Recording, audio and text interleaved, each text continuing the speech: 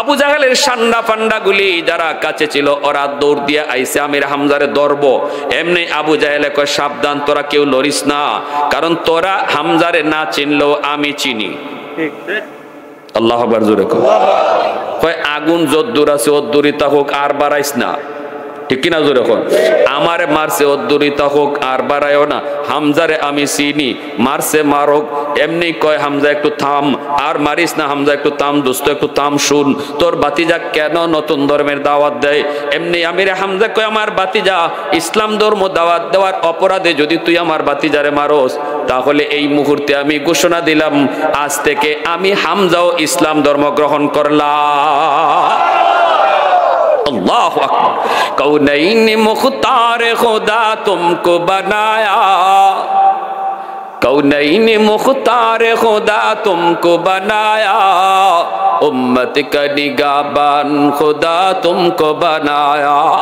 मौला मेरा आका मेरा रहमत की नबी है, तजदार मदीना है तो माह अरबी है।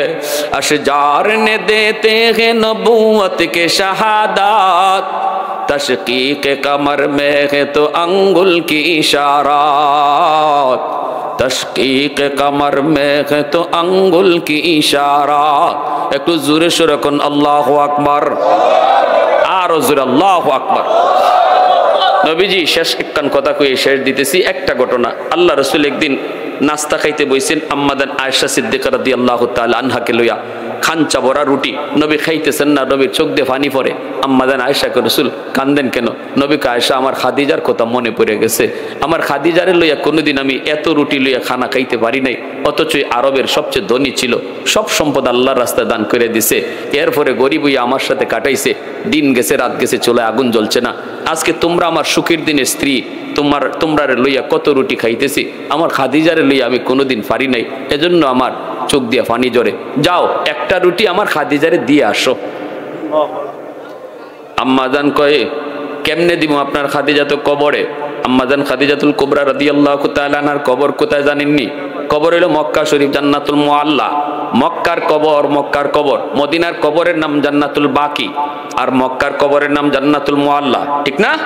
আমি গেছি মক্কার কবরের পাশে গিয়া, আল্লাহ রাসূল সাল্লাল্লাহু আলাইহি সাল্লামের চাচা আবু তালিবের কবরও মক্কার এই জান্নাতুল মুআল্লায়। এখানে হাঁটতেছি, কবর দেখতেছি, আর ওই আম্মাজান খাদিজাতুল কুবরার কবরের পাশে এসে দাঁড়াইছি। আমার বন্ধু আসছিল, জিয়ারত করতেছে, আমার দোস্তরে কইছি দোস্ত এটা হইলো আম্মাজান খাদিজার কবর। সাথে সাথে আরবি একজন মুতু আমার পাশে আসছিল, আইসে কইতেছে কি কইলেন আপনি আরবিতে, কি কইলেন? আমি বললাম যে আম্মাজান খাদিজার কবর। কয় না এমন বইল না, তিনি জানো কে?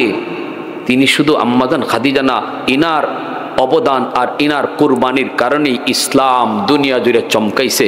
অতএব ওনার নামটা নেওয়ার সময় বলবা আম্মাজান খাদিজাতুল কুবরা। আল্লাহু আকবার। কুবরা মহান মহিষী নারী কইবা, যে নারীর অবদানের কারণে আজ ইসলাম এত দূর পর্যন্ত গড়াইছে, যিনি সর্বপ্রথম মুসলমান হইছেন। আল্লাহ নবীর দাওয়াতে সর্বপ্রথম মুসলমান হওয়ার ভাগ্য কোনো পুরুষের না, একজন নারীর, আর তিনি হলেন আম্মাজান খাদিজাতুল কুবরা রাদিয়াল্লাহু তাআলা আনহা। রাসূল কয় যাও আমার খাদিজারে রুটি দিয়াও। ইনি কয় ইনি তো কবরে দিমু কেমনে? রাসূল কয় আমার খাদিজার একজন বান্ধবী আছে, নাম হইল নাফিসা, খাদিজার বান্ধবীর একটা রুটি খাওয়াও, খাদিজারই রুটি খাওয়ানো হয়ে যাবে। সুবহানাল্লাহ। আল্লাহ নবীর আদর্শের কথা শুনাইতেছি। এজন্য মা নাই, মার বান্ধবী যারা আছে, মার সমবয়সের নারী যারা আছে, সম্মান করো, তাদেরকে এক কাপ চা খাওয়াইও, একটা নাস্তা করাইও, ঈদের সময় 500 টাকা দিও। রাসূল কয় মা যে মহিলাদের সাথে চলতো তাদেরকে যখন তুমি সাহায্য করবা, এই সাহায্যটা নগদ আল্লাহ মার কবরে পৌঁছাইয়া দেবে, যেন মারই করছো। আল্লাহ যখন সুবহানাল্লাহ। আল্লাহ আমাদের সবাইকে নবীর আদর্শে আদর্শবান হওয়ার, নবীর সত্যিকারের খাঁটি উম্মত হওয়ার তৌফিক আল্লাহ সবাইরে দান করুন। আবু জাহেল উতবা সাহেবা তোমাকে পাগল কয়, কিন্তু আমি আল্লাহ তোমাকে বলি তুমি পাগল নও, তুমি নিয়ামতওয়ালা নবী। সুবহানাল্লাহ। তোমার উত্তম চরিত্রের সার্টিফিকেট আমি আল্লাহ কসম খাইয়া দিলাম, তুমি হলে খুলুকে আযীমের অধিকারী। খুলুকে আযীম বলা হয় উত্তম চরিত্রের সুপারলেটিভ ডিগ্রি। ইংরেজি গ্রামার যারা কম বেশি বুঝো, সুপারলেটিভ ডিগ্রি বুঝো না? সুপারলেটিভ ডিগ্রি কাকে বলে? সর্বোচ্চ, যার তুলনা নাই, যার তুলনা নাই, এটাকে ইংরেজি গ্রামারে সুপারলেটিভ ডিগ্রি বলে। খুলুকে আজিম উত্তম চরিত্রের সুপারলেটিভ ডিগ্রি। খুলুকে হাসান, খুলুকে করিম, খুলুকে আজিম, উত্তম চরিত্রের তিনটা ধাপ। এক হলো খুলুকে হাসান, এর পরের ধাপটা হলো খুলুকে করিম, এর পরের ধাপ সর্বোচ্চ ধাপ খুলুকে আজিম। আল্লাহ বলে, বন্ধু উত্তম চরিত্রের সর্বোচ্চ ধাপ আমি আল্লাহ তোমাকে বানাইছি। সুবহানাল্লাহ। খুলুকে হাসান, খুলুকে করিম, খুলুকে হাসান কারে বলে? উত্তম চরিত্র খুলুকে হাসান বলা হয় কেউ আপনাকে গালি দিছে, আপনি গালির জবাব গালি দিয়ে দিলেন না, বরং তারে মাফ করে দিলেন, এটা হলো উত্তম চরিত্র, যার নাম হলো খুলুকে হাসান। এর চেয়েও আরো ভালো একটা চরিত্র আছে, এর চেয়ে উত্তম আরেকটা চরিত্র আছে। সেটা কি? কই গালি আমাকে দিছে, আমি তারে গালি দেই নাই, শুধু গালি দেই নাই তা না, বরং তার হেদায়েতের জন্য আল্লাহর কাছে দোয়া করা। জোরে কন্যা সুবহানাল্লাহ। খুলুকে হাসান বলা হয় সমানে সমানে যদি কেউ বদলা নেয় তাহলে খুলুকে হাসান হয়। গালি তুমি আমাকে দিছো, আমিও তোমাকে সমানে সমানে গালি দিলাম, এটাও ভালো, এটা খারাপ না, সমান সমান। তুমি আমারে একটা মারছো, আমিও তোমারে একটা মারলাম, শরীয়তে এর অনুমতি আছে। তুমি আমারে যদ্দুর গালি দিছো অদ্দুর গালি আমি তোমাকে দিলাম, এই অনুমতিটা শরীয়তে দেয়। কিন্তু এর চেয়েও উত্তম একটা চরিত্র হলো খুলুকে কারিম। সেটা হলো না আমি বদলা নেওয়ার ক্ষমতা আমার ছিল, সমানে সমানে নিলাম না, নিলাম না, ক্ষমতা আমার ছিল, তুই যদ্দুর কইছো অদ্দুর তোরে আমিও কইতে পারি, যদ্দুর মারছো তুই অদ্দুর আমিও তোরে মারতে পারি, এরপরও তোরে মারলাম না, এরপরও তোরে কইলাম না, যা তোরে মাফ করে দিলাম। এটা হলো দ্বিতীয় স্তর। এর চেয়েও উত্তম স্তরটা হলো খুলুকে আজিম।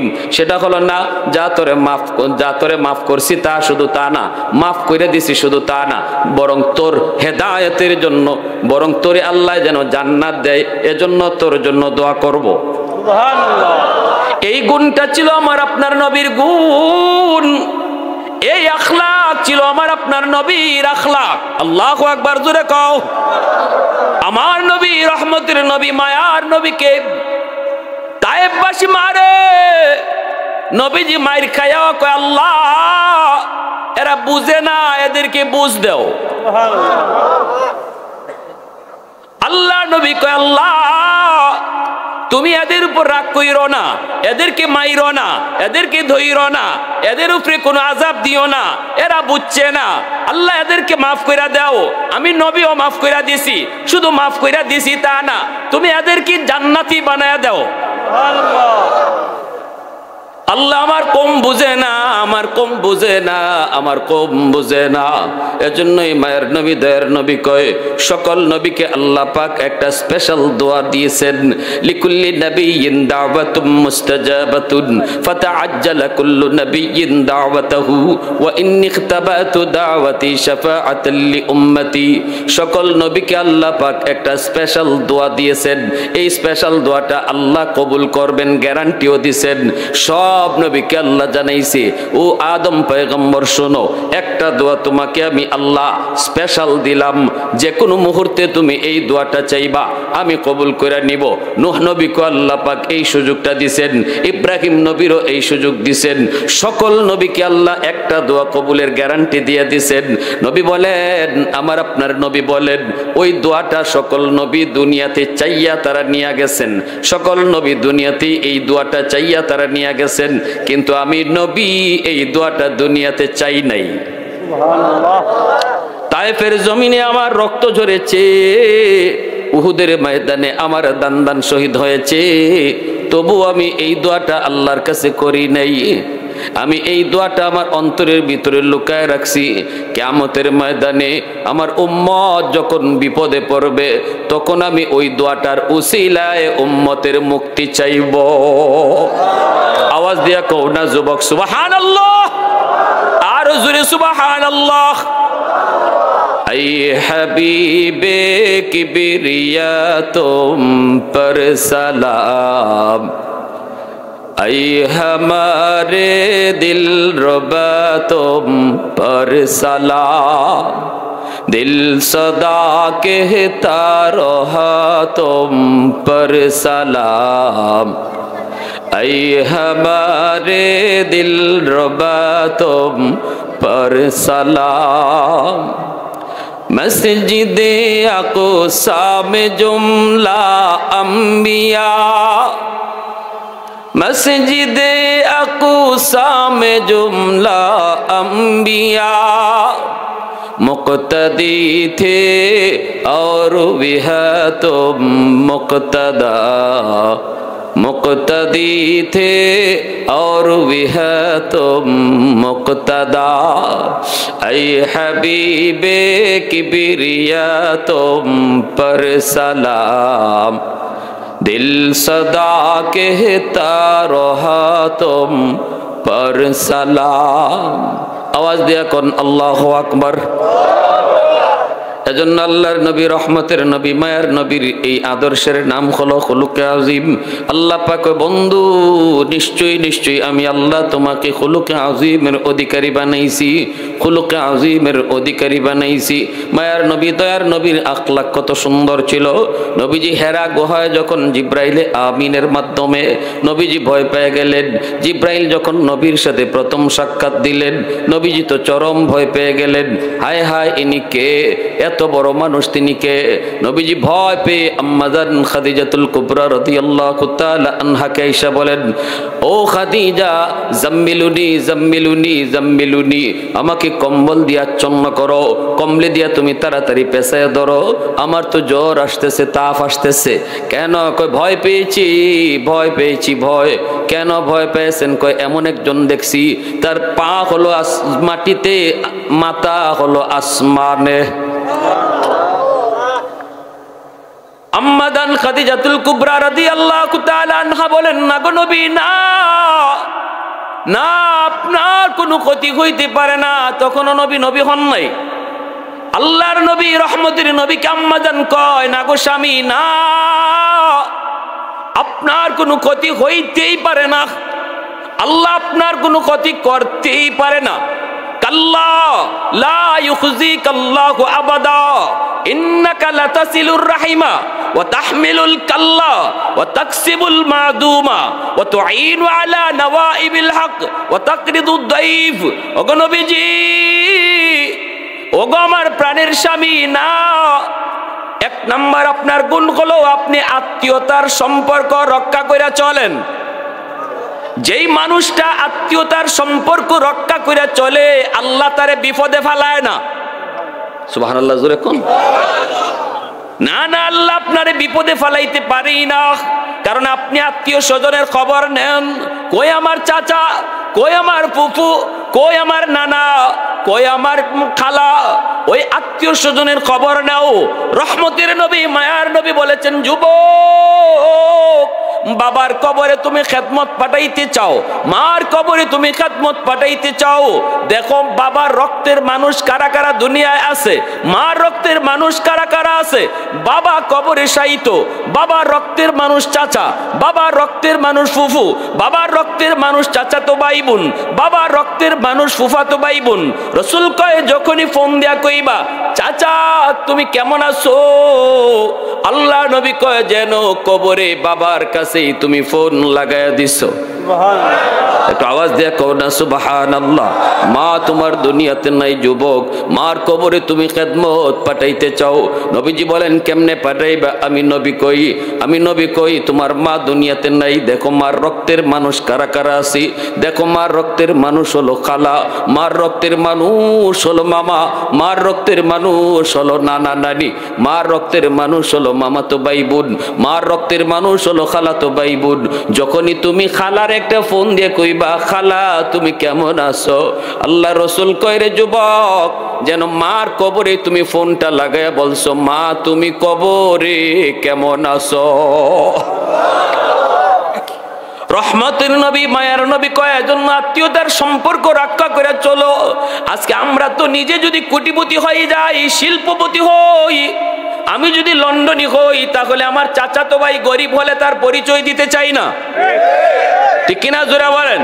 আমার রক্তের মানুষ গরিব হলে পরিচয় দিতে চাই না।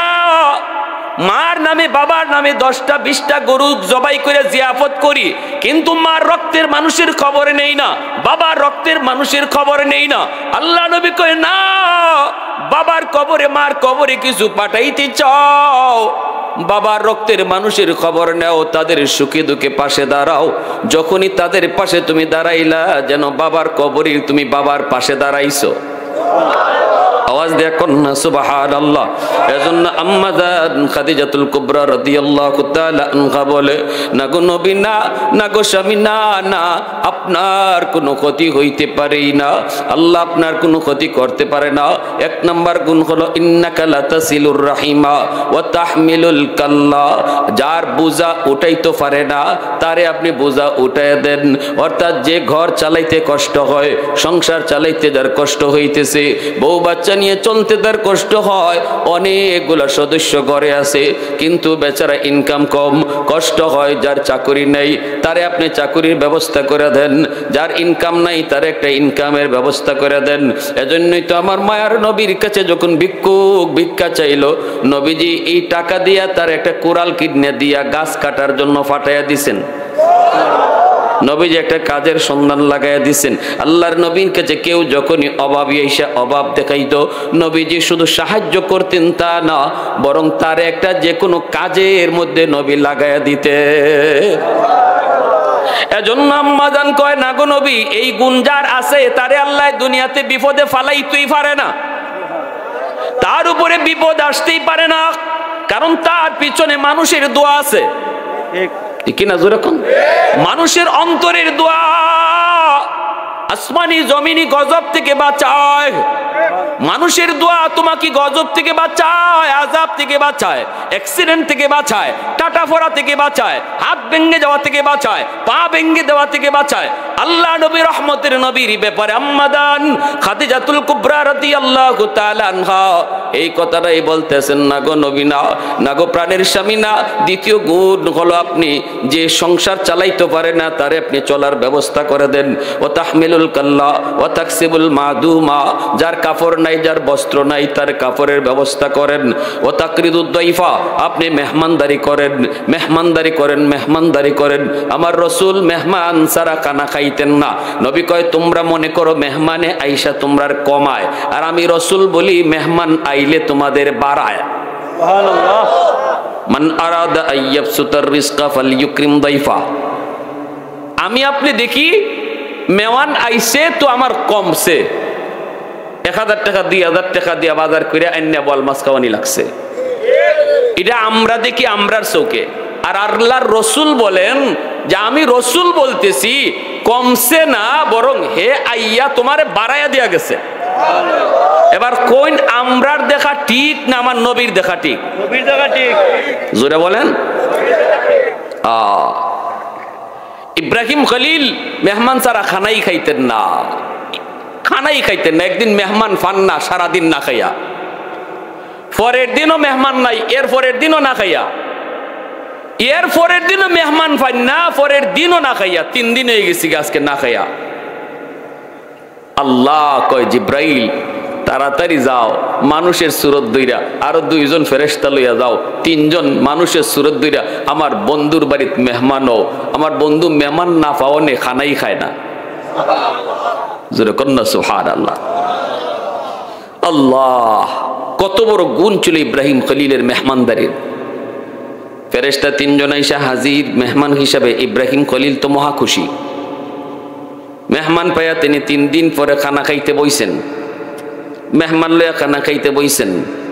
এইবার এক প্লেট তো একটা সুন্নতি খাবার, খাঞ্চার মধ্যে খানা নিয়ে বসছেন, ইব্রাহিম খলিল খানা খাইতেছেন।